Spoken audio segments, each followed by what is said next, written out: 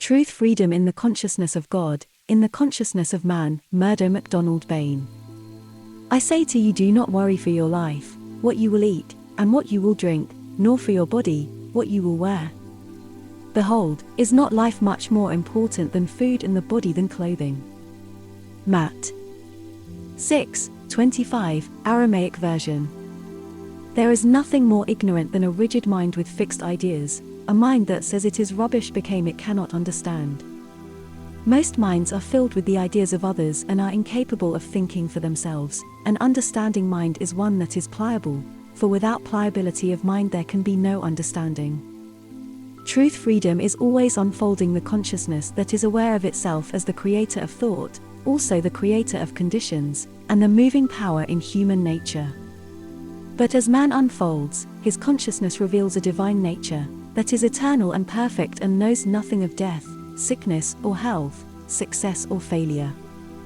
Consciousness is an awareness of being.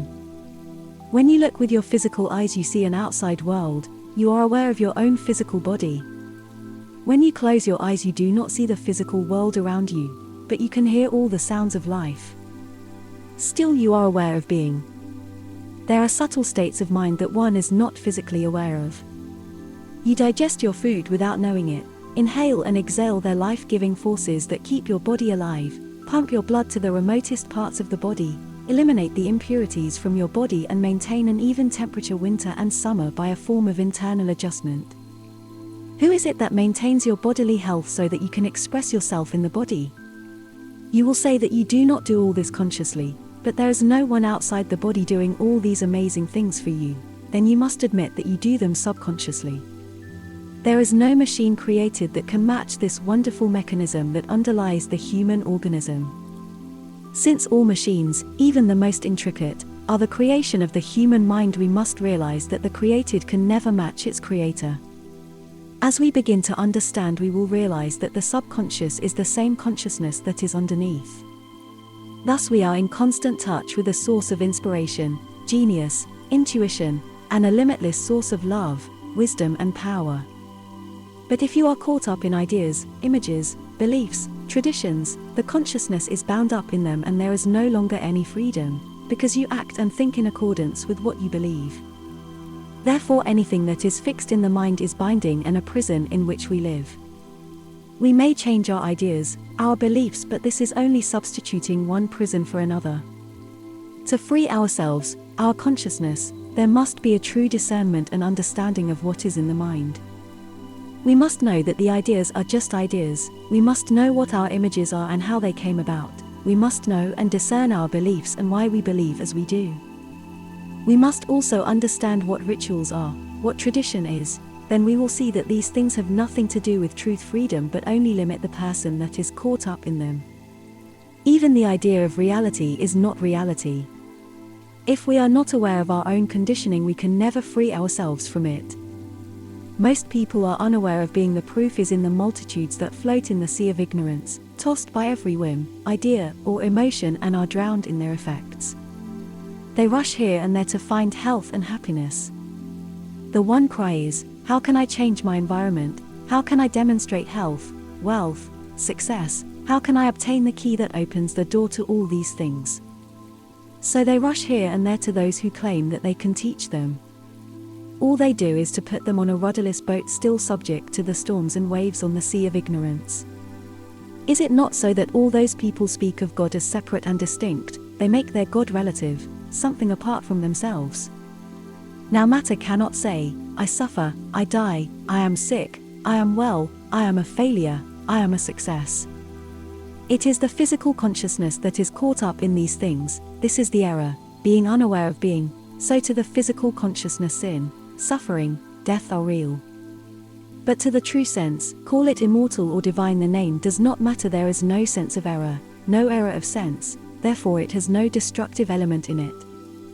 If truth and error commingle, they produce health and sickness, good and evil, life and death. Then who can say whether truth or error is the greater?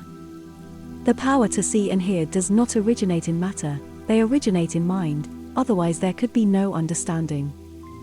It is the soul that perceives, the body is but an instrument that the soul uses for its own self-expression. If the soul is unaware of being, then it is caught up in the error that it is the body that is subject to all manner of conditions and that the mind has no say in the matter. The human mind makes all things start from the lowest instead of the highest. Suppose now that we reverse the process and see the formation from the source of all things, that perfect divine consciousness that knows no duality. So in tracing them we constantly ascend in infinite being where there can be no separation, no error, no duality. The physical consciousness, the cause of error, then dissolves away and the consciousness of reality takes its place.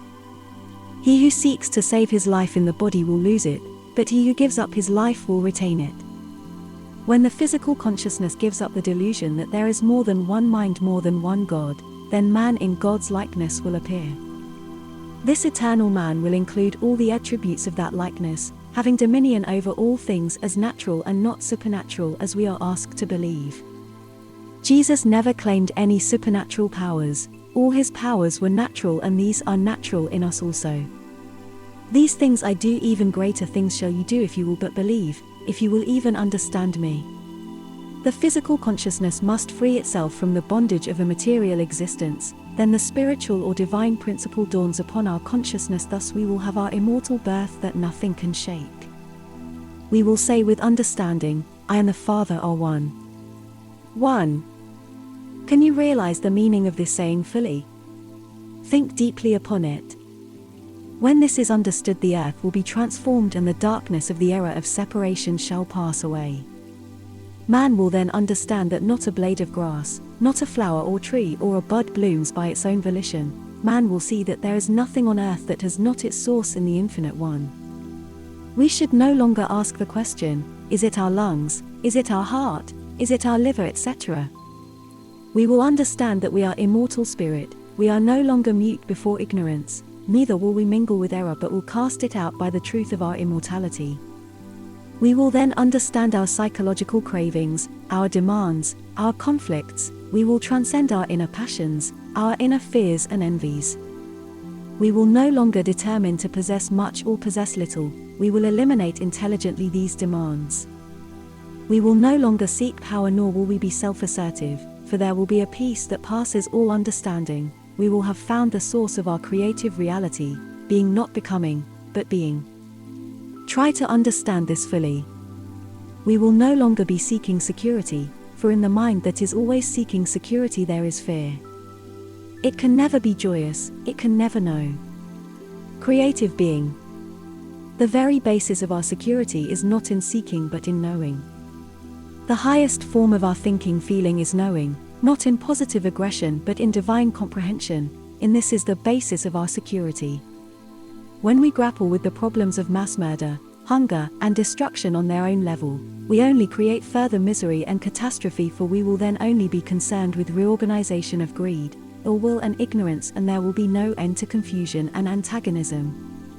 Neither does it help to rebel against these conditions. Neither can freedom come through trying to escape from them, for there is no escape except through understanding.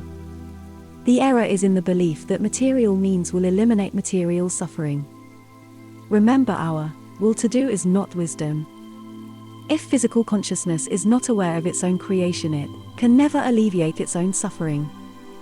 Evil is not a power, it is an illusion of the senses and soon betrays its own weakness. It has no existence in the source of man, and when this is realized it will fall away, for it is the mockery of man. So we see clearly, if the reformer or the contributor to the solution of the world's problems which are his own has not radically transformed himself, if he has not the inner realization of true values, then what he contributes will only add to further conflict and misery. He or she who is eager to transform the world must first understand him or herself, for are we not the world? Have we not made the world what it is? The present misery and degradation of man is brought about by man himself, and if he merely plans to reform the pattern of conflict without understanding himself, he will only increase ignorance and sorrow. If by suffering we are awakened out of our mortal dream and that which perpetuates the dream, then the less we think about material means and laws and the more thought we give to the divine nature of men, the sooner we will have that peace that passes all understanding. Man can only find this, so will the world, when man regenerates and adjusts his mind through understanding and awareness of his being now, not in some future which is but an illusion. I am the Lord thy God now and forevermore. Benediction. I shall no longer whine with complaint, nor shall I say that thou hast yoked me to the demands of the flesh. Neither do I crave any more for earthly comforts, for they are the figments of my mortal sense, neither shall I blame any man for being busy with material things, for everyone must find his own way. All I know is that thou watered the yielding crops that grew without man's aid. All man did was to plant the seed, and thou, the master potter, moulded the earth and sprinkled it with sun and rain. I am now content that all is mine because we are one, for thy seed is mine and mine is thine, O infinite one. My peace and my love remain you. Yours very sincerely, Murdo MacDonald-Bayne.